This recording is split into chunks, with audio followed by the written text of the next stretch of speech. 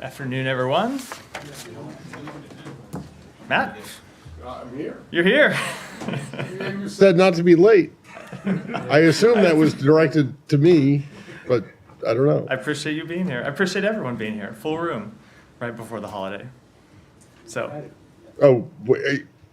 Oh, so that was just a tease? it was just a tease. You didn't have anything to say? I am here for your questions. Okay, well, tell us what the latest, your latest understanding is of the this alleged deal. With respect to hostages, so what I will say is that we are very close to an agreement, but we are not there yet. As you have heard us say a number of times over the course of the past few weeks, nothing is final until everything is final. And at this point, everything is not yet final, but we are close. The Israeli cabinet is meeting to discuss this matter right now. We are in close conversation with them, as we are with the government of Qatar, who has been helping facilitate discussions for since the early days of the crisis. We are hopeful to have some good news for the hostages and their families. We're hopeful we can start bringing some of them home. But as I said at the outset, we are not quite there yet. All right, well, so when you made reference to the Israeli cabinet meeting right now, is that the last thing that needs to be done? I really don't want to get into the underlying details. Obviously, the Israeli government discussing and coming to some sort of resolution is one part of this. There are others. I don't want to get into the full details. I will say that, of course, the implementation and execution of an agreement, should one be reached, requires the cooperation of Hamas, a terrorist organization. So it's why we're always hesitant to say too much about what will happen before it has happened, but we are close to an agreement and hopeful one can be reached. Okay, thanks.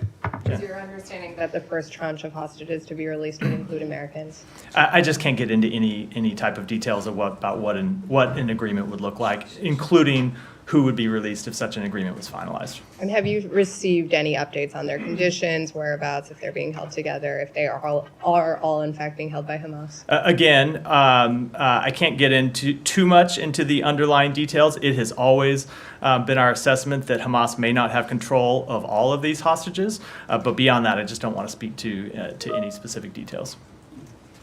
Yeah. And Barbara. Oh, sorry. my follow-up. Is it your understanding that if and when a deal is reached, that would then trigger more aid being able to get into Gaza, as the secretary had suggested would happen? Let me say a couple things about that. One, it has always been the position of the United States that we do not need a hostage deal. There shouldn't to get more aid in, that more fuel, more food, more water, more medicine should not be contingent on a hostage agreement being reached. We thought that the delivery of humanitarian assistance for the Palestinian people was important in its own right, and that's why the secretary has been pushing for it. It's why the president has been pushing for it. It's what our ambassador David Satterfield, our special envoy, I should say, Ambassador David Satterfield, has been working to implement on the ground. That said, it has been clear that for some time that an agreement on hostages would release or would unlock the potential for delivery of more humanitarian assistance. So we're hopeful that that would take place. But again, it has always been our position that the two don't need to be linked, that humanitarian assistance should be delivered as quickly as possible for the benefit of the Palestinian people. But the Israelis seem to have linked it, it seems. It does seem that the way I would say it is, it does appear that any kind of hostage agreement, should we reach one, would unlock more humanitarian assistance flowing in. Barbara. Actually, that was similar to my question, but on the understanding that is what you're hoping for, have you made extra preparations? I mean, are you poised to move quickly to get more aid in? Like, what's the activity around that? We have been working to, not just related to any hostage arrangement, we have been working independent of that to facilitate the delivery of more humanitarian assistance in. And so you have seen U.S. aid fly more humanitarian assistance into Egypt to have it pre-positioned so it could go into Gaza. Some of that aid has started to move. We've been working with other international donors to facilitate the delivery of aid to Egypt to go in through Rafah. And then, of course, there's a screening process that has been a bit of an impediment to the fast delivery of aid. And we have been working with the government of Israel, with the government of Egypt on all of these matters to try to increase the flow of humanitarian assistance. You saw a breakthrough last week, an initial breakthrough, when we saw an agreement to deliver fuel in, which of course is important to ensure that water can be desalinated. It's important to ensure that there's electricity for hospitals. It's important to ensure that the implementers, the organizations that actually deliver the humanitarian assistance inside Gaza, once it goes through Rafah into Gaza, that they can deliver it to the people who need it. So we have been pushing all those things independent of any potential hostage arrangement, and will continue to do so. Just to follow up, so you mentioned the issue about the screening and trying to get more facilities or people in place to do more screening, which would then help more aid. If there is a long humanitarian pause in exchange for hostages, although you're not linking aid to hostages, but whatever, if there is a time period, does that mean you wouldn't necessarily get a lot more aid in if you're still dealing with these issues like screening and so on? Like how much how much do you think it could boost aid if there was I think 4 days or whatever? I think we're getting into the realm I'm not comfortable. I'll talk a little bit about what we have done and what we're trying to do, but when we start getting too far into what could happen as a potential result of a deal that has not yet been reached, I think I'm going to decline to comment in too much detail. And just one last question. The Israelis beginning their southern offensive, and you've talked about wanting to make sure there's better arrangements in place for protection of civilians. Have you been asking them to delay their southern offensive until that's ready? I mean, they've already kind of started anyway, but where are things at? So I won't get into too much detail about the private conversations that happen between our two governments, but we have made clear to them, as we have made clear publicly, that we think they should not commence with further activities in the South until they have taken the proper steps to account for the humanitarian needs there. There are several 100,000 people who have moved from the north to the south. Before any military offensive begins there, we would want to ensure that those people are properly protected. Saeed, go ahead. Thank you. I just want to follow up on a couple of things that Barbara raised, but before that, I want to state for the record that the poet, Mus'ab Abu Toha, whom I raised yesterday, he was actually released today by the Israelis, and I like to think that you guys had something to do with that, and he will be on his way to Egypt so he can come back to the United States with his family. On the issue of the deal itself, now we're talking about The issue of what itself? the potential deal. Oh, the deal. The Yeah. potential deal, that could or may not happen. Is it your understanding that there is a split in the Israeli cabinet as to who may agree or disagree, and will that hold the going forward with a deal? I'm just not going to discuss internal Israeli political matters. Right, but let's say, if the whole cabinet agrees and the larger cabinet does not agree, or the Supreme Court and so on, then we're back to square one. Are you urging the Israelis to go forward with the deal? I'm not going to discuss our private conversations with the Israeli government, but we have been attempting to reach an agreement to secure the release of hostages for some time, and I'll leave it at that. All right. Let me just ask you on something that you always state, that you want the Israelis to abide by the laws of war. You want to minimize civilian casualties among Palestinians and so on. Yesterday or the day before was, Children's World Day, or whatever. 5,500 Palestinian children have died thus far. Do you think the Israelis are abiding by the laws of war? So I will say that it is a tragedy how many people have died in Gaza. It's a tragedy how many children have died, especially. As the Secretary has said, it is our belief that far too many Palestinian civilians have been killed as a result of this conflict. We continue to engage with the government of Israel about steps we believe they should take to minimize civilian casualties. It is an ongoing conversation between our two governments, and we continue to engage with them on every possible measure they can take to ensure that civilians are not in harm's way as they conduct legitimate military operations. And I do want to remind everyone again that the reason why this is so difficult even in most conflicts, is because Hamas embeds itself inside civilian targets. And so Israel faces this difficult situation where there are legitimate military targets, terrorists who launched an attack against the Israeli public and who have said they want to continue launching terrorist attacks against the Israeli public and in fact continue to launch rockets even in the past few days against the Israeli public. And Israel has a right and obligation to take military action to try to bring those terrorists to justice. But their burden is in no way lessened to minimize civilian harm. And so that is what we continue to emphasize to them in all of our conversations with them, including concrete steps about how they can do that. And on that very point, now the Israelis seem to be obsessed with the Palestinian hospitals. I wonder if you've seen the interview done on CNN with the former Israeli Prime Minister Ehud Barak, who acknowledged that it was actually Israel that built these, basements or tunnels and so on. Have you seen that? I saw a report of the interview. I haven't seen the full interview, and I don't have any independent assessment about that. Right. I would say, regardless of what particular tunnel he might be speaking to or if there are Hamas, the issue of Hamas embedding itself under a hospital would be a different matter. Right. Obviously, I mean, they really showed no proof. But what he was suggesting that these, whatever, caverns or whatever you want to call them underneath the hospital, they actually were there for utilitarian purposes. So what I will say about that is, number one, we've assessed, but it's public knowledge at this point, shown over many years that Hamas has also built its own tunnels, regardless of that. Number two, whatever infrastructure exists at a hospital, under a hospital, no matter who put it there, terrorists should not be using that infrastructure to embed themselves underneath a civilian target, underneath a civilian hospital, underneath a hospital that is supposed to exist for the care of civilians, and making that, using that facility as a human shield. So it is, I think, a separate issue than who might have built whatever room it is the former prime minister was referring to. Humera.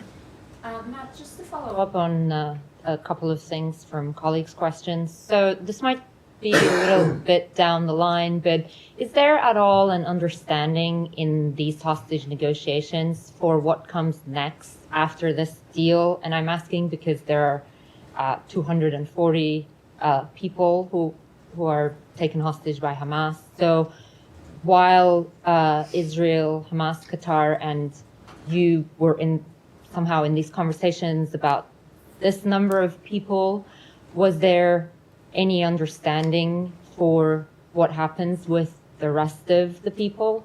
So I do appreciate the question, but if I'm going to decline to comment on an arrangement that has not yet been finalized, not yet been reached, I certainly don't think I can comment on what might come next after this arrangement. Right. I would just say, to reiterate that, again, we're close to a deal. We don't have one yet.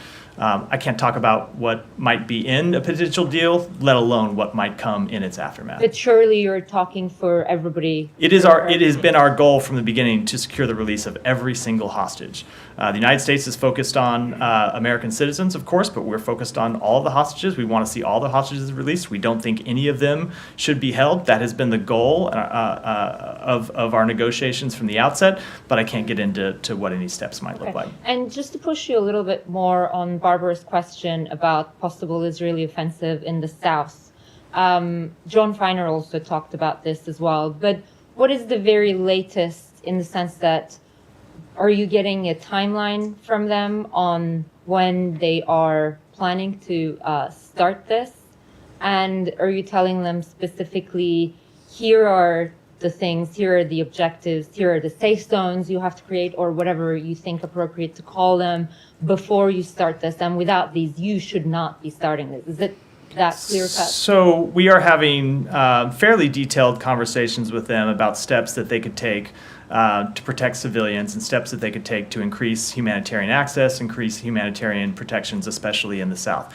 don't want to get into the details of those conversations. Obviously, the Israeli government makes its own decisions about its military campaigns. The conversations that we have been having with them are on steps that they can take as they look to the south to increase protections for civilians, especially considering that hundreds of thousands of civilians, after being told to move by the Israeli government, moved from the north to the south. We think it's important that those civilians now have a way to put themselves out of harm's way. And in terms of the protections for civilians, is it United States government's proposal, and does it include ICRC or UN for the creation of those safe zones? Like, whose proposal is it, and what does it look like? So we have been in conversation not just with the government of Israel, but with a range of humanitarian organizations, including the United Nations, about how exactly civilian protections could be implemented, how they can best be implemented. But I think it's best that while those conversations are ongoing, I keep the details of them confidential. Do you have like a target in mind? Like, we're looking to conclude those conversations and have some sort of a rough plan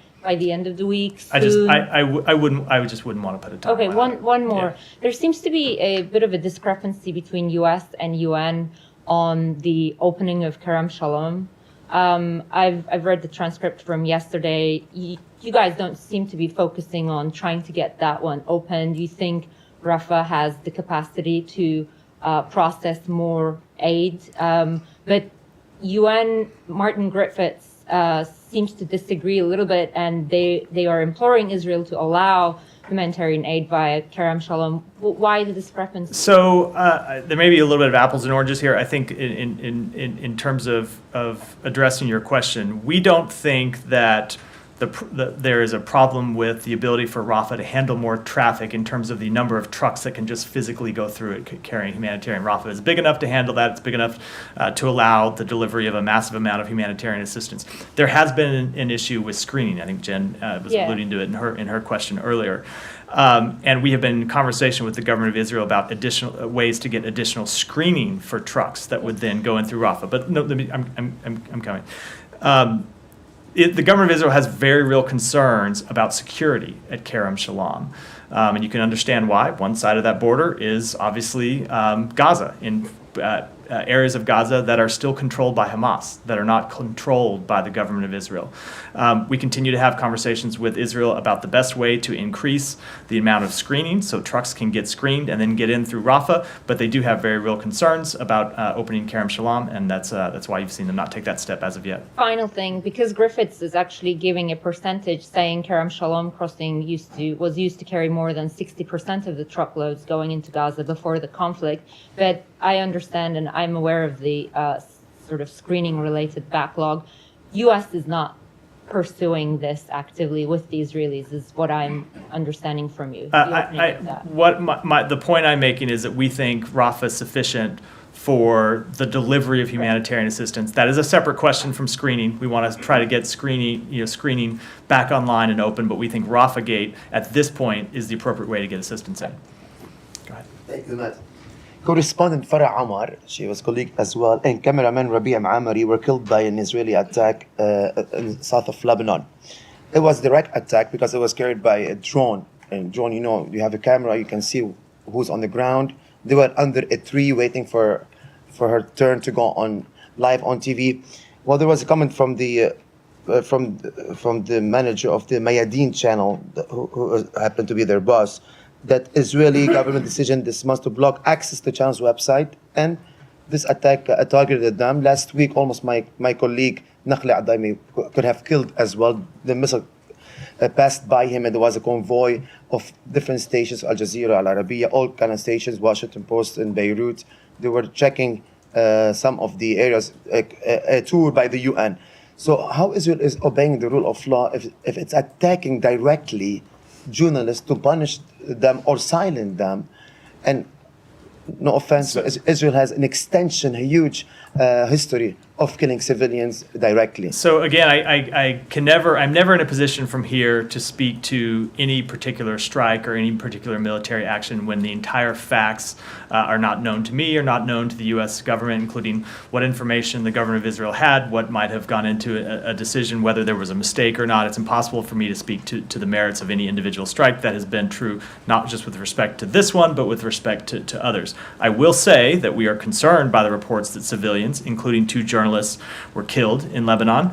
Our thoughts are with the loved ones of those killed and all these Lebanese people.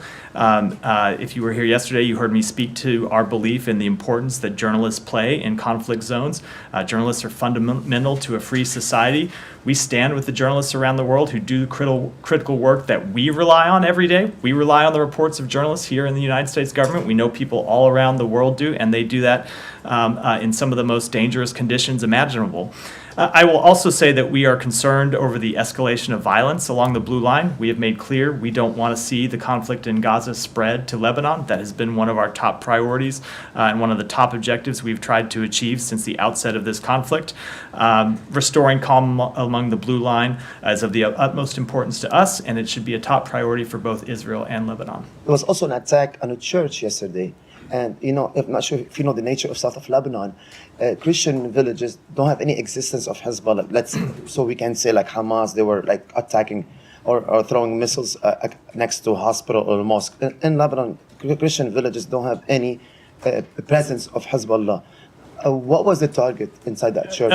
So who was holding accountability? I know you're putting so much pressure on the Israeli government. No, I understand, but when you ask me that type of question, it was not an action carried out by the United States government. It's not a question I can answer, and I'm not able to offer an assessment about an individual strike. But you are supplying Israel over $14 billion of military aid. But when it comes to a specific strike where it's not an action that's taken by the United States government, and I don't have all the available information, it's not something I can offer an assessment on. So why the post? Last Go question. ahead. Yeah. Why the feeling in the Middle East that anything happened with everybody's as a human as any person will condemn any action against humans, what happened October 7. Why there's a feeling in the Middle East in every country now that the US, whatever happens in Israel, it's a big deal, but the life of Palestinians or other people, it's no deal. So I think let me just answer the question. I think the Secretary has been very clear about this exact question, that far too many Palestinians have been killed. He's spoken to this directly. He's spoken to how, as a father, when he sees especially the bodies of deceased children, how it affects him. And I can tell you that's true for everyone inside the United States government. And it is precisely why we do engage with the Israeli government to impress upon them the need to take all possible steps to minimize civilian harm. So I hear this sometimes, and I can tell you these are conversations that we have at the highest levels of our government, sometimes very intense conversations about steps that we believe Israel should take, as well as the steps that we believe they should take to keep civilians out of harm's way, to help civilians move to places where they'll be safe from harm so they won't be injured from this ongoing military conflict, as well as the steps that we think are important that we have pushed for and in many cases secured to get humanitarian assistance in to the Palestinian people. Go ahead. I want to go back to Gaza and the reports of ongoing and circulation of the Indonesian hospital, in northern Gaza, and there's also reports of some killed and injured during some Israeli military attack on the hospital. What is the reason of attacking this hospital in your perspective? So I would say I'm not able to assess the merits, the individual facts or circumstances surrounding any individual strike. I think all of you that have covered wars in the past know about conflicting information that emerges and accounts that change over time. It's difficult for anyone to make an assessment about what happened and the reason for it happened, and certainly we don't have all the facts, or I don't have all the facts here at this podium to speak to them. I will say, as a principle, we do not want to see hospitals struck from the air. We want to see hospitals protected. Hospitals provide critical services to the civilian population in Gaza, and we want to see the government of Israel take steps to minimize harm to civilians, and of course that includes at hospitals where civilians are seeking much-needed medical care. But I'm not talking about the merit from the Israeli point of view. I mean, for that Al-Shifa, for example, you had an assessment that Al-Shifa is used by Hamas, either as a headquarter or a command center. Do you have any assessment that Hamas is using the Indonesian hospital as a command center? I'm not going to speak to intelligence assessments aside from the very limited information that we have already downgraded and made public. We do see, unfortunately, that Hamas uses not just hospitals but mosques and schools and other places of other pieces of civilian infrastructure as places where they can embed their fighters, as places where they can use to launch attacks, and places where they can use civilians as human shields. So, as I said a minute ago in answer to another question, it puts the Israeli government in a very difficult position where they are trying to defeat legitimate military or try to accomplish legitimate military objectives. But sometimes, when the terrorists they are trying to go after have hidden themselves in hospitals and schools and mosques. So it is a difficult problem, but it doesn't lessen their responsibility, which is why we continue to engage in these conversations with them about taking every possible step they can to minimize civilian harm. I will say with respect to Al-Shifa, we were very clear. We did not want to see Al-Shifa struck from the air. We did not want to see fighting going on inside the hospital. We wanted to see civilians protected. And I think when Israel did launch the their military operation at Al-Shifa, you saw them do it in a much more careful way where they went into the hospital in a way where they were trying to protect patients and where they were trying to evacuate patients. Before they went in, they offered to help facilitate or to allow third-party relief organizations to facilitate the evacuation of that hospital. Hamas said no. Hamas wouldn't allow it. So there's always more that Israel can do to take steps to minimize civilian harm, and we will continue to encourage them to do that. But again, as long as Hamas continues to embed itself inside the civilian population, we are going to see this difficult challenge over and over again. Yeah, Michelle. Will the Secretary receive the Arab ministerial delegation that visited China, and how do you view their visit to China first? I don't have any scheduling announcements to make, but certainly a number of the ministers who made that trip to China are people who he's met with repeatedly in the past few weeks and people he's had conversations with by phone repeatedly. So we will continue to engage with a number of those individuals, whether it be here, whether it be in the region. I think you can anticipate that the Secretary is not done traveling to the region. And of course, I will mention that we met with the Foreign Minister of Saudi Arabia, the Foreign Minister of Egypt, both of whom were part of this delegation in New York last month. So we will continue to meet with them, whether it's here or there. I don't have an announcement to make at this time. Saudi Crown Prince has asked all the countries who are providing Israel with arms to stop providing them with ammunitions and arms.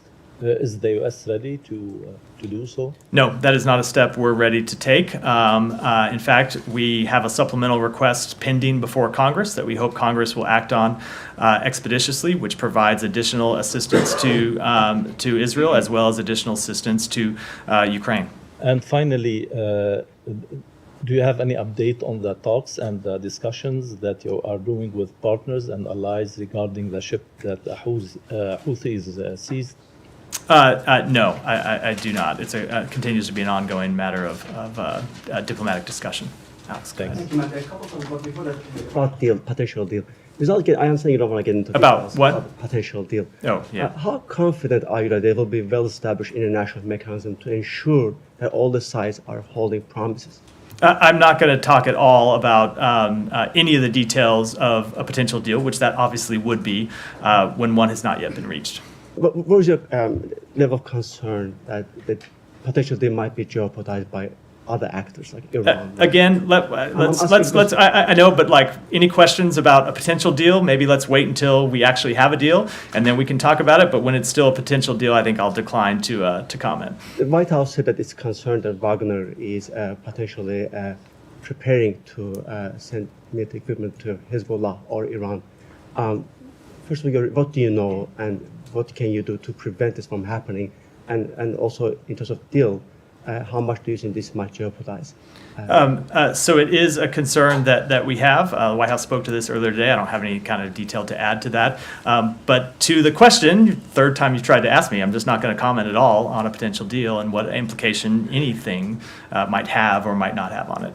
And as for Wagner itself, as you know, this is international. The U.S. recognizes it as an international criminal organization. Where do you draw the red line, in terms of switching from international criminal organization to recognizing it as an international terrorist organization. So this is a conversation that you and I have had many times. I don't have a different answer for you than I've had the previous a new angle. It's the same question. I don't have the different answer than the previous 7 or 8 times I've answered it, which is we have taken a number of steps to hold Wagner accountable, including the designated you mentioned, including multiple sanctions for its activities in Ukraine, its activities in Africa, and we will continue to do so. Please come back to more Ukraine Azerbaijan later. Okay, go ahead. Thank you. I just wanted to follow up on the exchange in this room yesterday about the future of Gaza. You said there may need to be some transition period in Gaza. Can you clarify what do you mean by transition period, and who will govern Gaza during this transition period?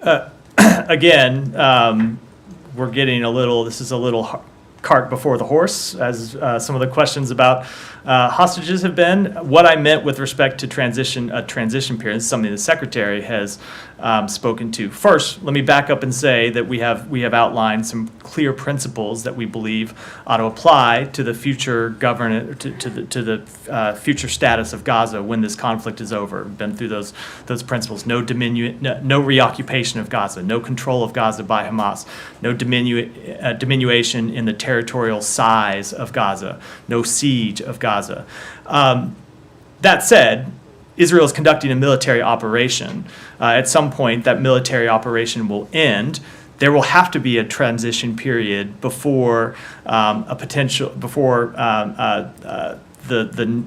next status emerges. Before we've talked about what we want to see as the Palestinian Authority ultimately governing both Gaza and the West Bank. There has to be some security force in place for a transition period. You can't just see the Israeli government complete its security operations and then walk out and leave Gaza in a vacuum, a security and political vacuum immediately. So there will have to be some transition period. What that transition period looks like, I think it's too early to say. We're engaged in those conversations with allies and partners right now, and we'll continue to look for the best solution possible, with one of our first principles being that the Palestinian people themselves need to be front and center in deciding the future governance of Gaza and the West Bank. But I think as we are in the ongoing military campaign in Gaza, it's a little too early to talk about what those details might look like. So you stated the U.S. position, but it seems that the U.S. and Israel have different visions for a post-war Gaza. Secretary Blinken said Gaza should be unified with the West Bank under the PA, but Netanyahu made it clear during a CNN interview that he would not be handing over Gaza's control to the PA. There are also other issues that it seems that you don't agree on. So how will you address this gap between you and the Netanyahu government? That is what diplomacy is for. We have laid out our principles, and you will see us engage with the government of Israel, as well as other governments in the region, to advance our principles, as well as engage with the Palestinian Authority and the Palestinian people directly to talk about what the future of Gaza looks like at the end of this conflict. Yeah, thank you, Matt. Going back to the deal, you said that you're close to that deal. How close you are, and then do you expect? I don't even know how to answer that question. I think I said we're very close. There are reports saying we're that getting a little into the. Go ahead. Yeah, and Qatari government will announce it today. Do you expect it? I'm not going to speculate at all about when an announcement. And then, what's your priority when we are talking about bringing and releasing the hostages? Is that elderly or the American people? Again, I don't want to talk to the underlying issues. We ultimately, our goal has been to see the release of all hostages. We think there's no reason that Hamas ought to be holding hostages at all. As a reminder, I stand up here and take all these questions about what the government of Israel has done. Hamas continues to hold hostages, elderly people, children, sick people. They all ought to be released immediately. Now, what the arrangement might look like, I'm not going to speak to any underlying details. Have you tried to put some American? I'm gonna draw the line and not decline to comment on any further details. Okay. Sorry. I do appreciate all the questions. There's been some creative attempts, but I'm gonna decline. Yeah, go ahead. Thank you, sir. Thank you. So, change of subject. Sure. U.S. Ambassador in Pakistan, Donald Bloom, announced the aid package of $4 million for Pakistani security forces. to bolster Pakistan's counterterrorism capabilities. But a group of U.S. lawmakers, in a letter to Secretary Blinken, asked Biden administration to suspend all military assistance to Pakistan for human rights violations and for the political crisis. So would you provide any details about that aid package and how would you respond to that letter of U.S. lawmakers? So I wouldn't want to preview how we would respond to the letter here. We obviously respond directly to those members of Congress. With respect to the announcement that the ambassador made, we'll be pursuing 4 new initiatives to support the Balochistan police in their efforts to protect and serve their local communities. We're going to provide $4 million in assistance to expand the anti-terrorist force training facility, $2 million to repair or replace 10 flood-damaged police stations, $2 million to construct 10 new police stations that incorporate the same model to improve service to women, girls, and all Pakistanis, and then an additional $250,000 in equipment to protect law enforcement officers in the course of conducting their work. These initiatives build on more than 40 years of partnership between the U.S. mission in Pakistan and the Pakistani government on civilian security and rule of law. And from our standpoint, the partnership improves justice institutions and provides law enforcement agencies with the tools they need to protect Pakistan's citizens. So Pakistani media is reporting that U.S. Ambassador Donald Bloom held a meeting with former Prime Minister Imran Khan in Adiala prison and discussed the political situation. Would you deny or confirm that meeting? I would refer you to the embassy to contact to comment on any meetings the ambassador has had. But as we have said a number of times, we do not take a position on candidates for political office in Pakistan or any other. So one last question, sir. Pakistan is deporting millions of Afghan refugees, but on the request of U.S. government, Pakistan says that it would not deport 25,000 Afghan refugees who are waiting for their American visas. So how would you see this decision by Pakistani government? So we are in close and constant communication with the government of Pakistan on the safety of individuals in the U.S. pipeline. It is our desire to work in good faith with the government of Pakistan to address any concerns that it may have. Our key concern is the safety of the vulnerable and at-risk individuals. We believe it is in both our countries' interest to ensure the safe and efficient resettlement of refugees and asylum seekers, and we join all of our partners in urging all countries, including Pakistan, to uphold their respective obligations in the treatment of refugees and asylum seekers, and strongly encourage all of Afghanistan's neighbors to allow entry for Afghans seeking international protection and coordinate with international humanitarian organizations to provide humanitarian assistance. Can I have a follow-up? Sure. On that? Yeah, go ahead. Could you give us a sense of numbers on how many Americans, Afghans we're talking about that would be in this pipeline? I don't have a number at my disposal right now. I'd be happy to follow up and see if we can get it for you. I just don't have it at my fingertips. Thank you so much. So I'll stay in subcontinent. Just to make sure, do you think that the choice of violence by the Nationalist Party in Bangladesh is contributing to the undermining the democratic process in Bangladesh? So we want to see a free and peaceful election in Bangladesh. We want to see the elections carried out peacefully. That has been our policy, as I made clear a number of times from here. Thank you for that. Will you condemn, I repeat, will you condemn the political violence orchestrated by the BNP to the context of human rights that you care about? I think I answered that with my previous answer. Go ahead. Thank you very much. Thanks. Yeah. I have a question on Russia and one on the U.S. There is a media report that President Biden will not be attending tomorrow's virtual G20 summit. Who will be representing the U.S. tomorrow? So I will let the White House speak to the president's schedule. I don't have any update on that. Okay, and I have one more question on CTBT. Mm-hmm. So as you know, Russia has withdrew its ratification of the treaty, and following that, Secretary Blinken said that the U.S. remains committed to achieving the entry into force of the treaty. Can you please clarify, has the State Department done anything over the past 2 years to advance this goal and to work with the Senate to ratify it? Let me take that one back and get you an answer. Go ahead. Go ahead. Yeah. Matthew, sir. Yeah. Sorry. Go ahead. Good afternoon. My glasses must be foggier. Yes. With Nicaragua pulling out of the OAS, the Organization of American States, I saw your tweet. I saw the State Department's reaction to that, the letter. But how much more difficult is it now to hold the Ortega regime responsible for human rights abuses now that they're out of the OAS? We believe, so I will say that we will continue to call for the release of political prisoners in Nicaragua. We will continue to work with our allies and partners in the region. We do see them trying to avoid accountability measures, including by departing the OAS, and it's something we will continue to work with on our allies and partners with. And one more question, if I may, is a separate topic. I should have said separate topic earlier, sorry. There's no rule on how you preface a question, so. All right. I know we're all around the world here. Yeah. So, this is sort of specific here, so bear with me here. Foreign-born religious workers in the U.S. here on temporary work visas. They're very worried that they're going to be sent back to their countries because of a change in how green cards are processed. Basically, they have to wait in a longer line to get their green card, but they're worried in the meantime their temporary work visa will expire, and they'll be sent back to their country of origin. Bottom line is they're worried their flocks are going to be left behind, their congregations are going to be left behind.